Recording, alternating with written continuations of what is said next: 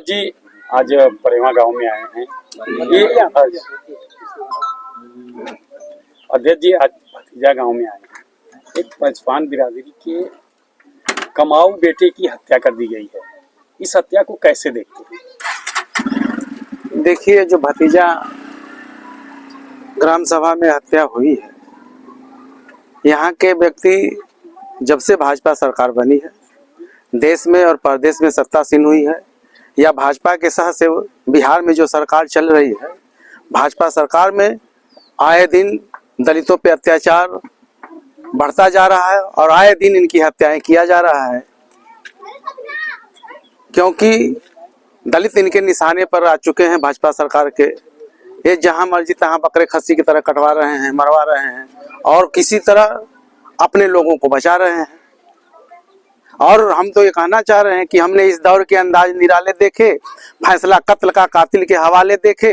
दौर आया है कि कातिल की सजा कोई नहीं, हर सजा उसके लिए जिसकी खता कोई नहीं। एक है 307-16 का भी मुकदमा नहीं है और लोग जबरदस्ती शराब तस्करी में नाम डाल रहे हैं, भर यहाँ फंसा रहे हैं, ताकि वे बाद में विपक्षी से समझौता कराएं।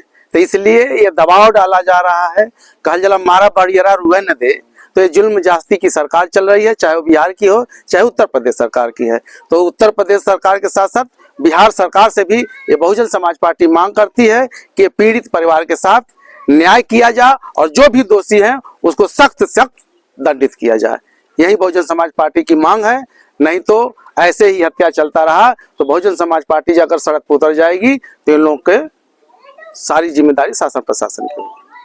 भतीजा गांव में आए हैं, एक यहाँ के निवासी की हत्या हुई है। इस हत्या को कैसे देखते हैं?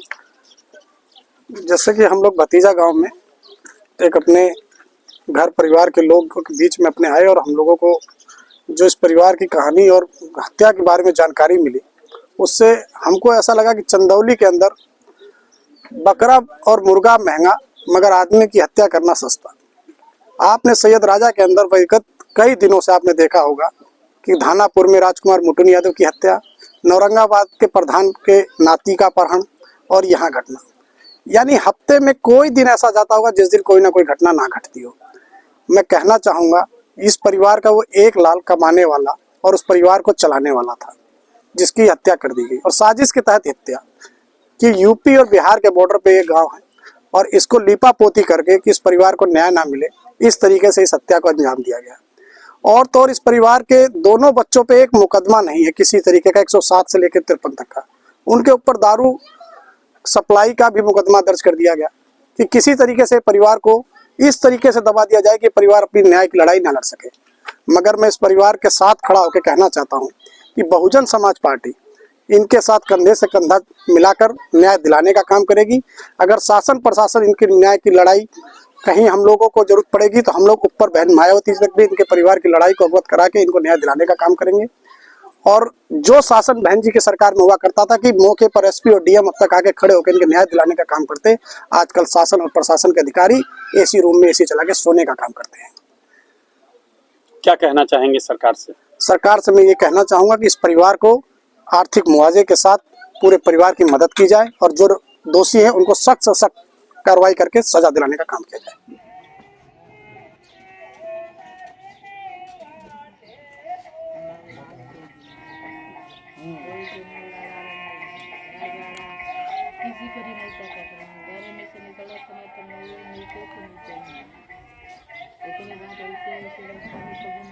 शासन से हम लोगों की यही मांग है कि भाई इन परिवार को न्याय मिले।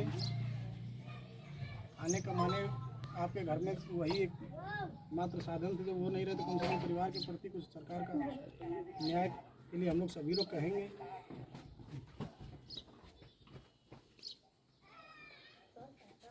चलते हैं उसको वो तो दोबारा आज हॉस्पिटल चले गए ट्रामा सेंटर। अब ये नहीं पता है बनारस में कहीं है, ट्रामा सेंटर में पता नहीं है।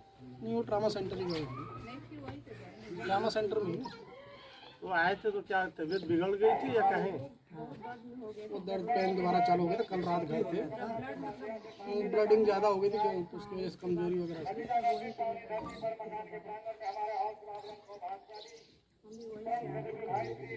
आप वहीं से आ रही हैं?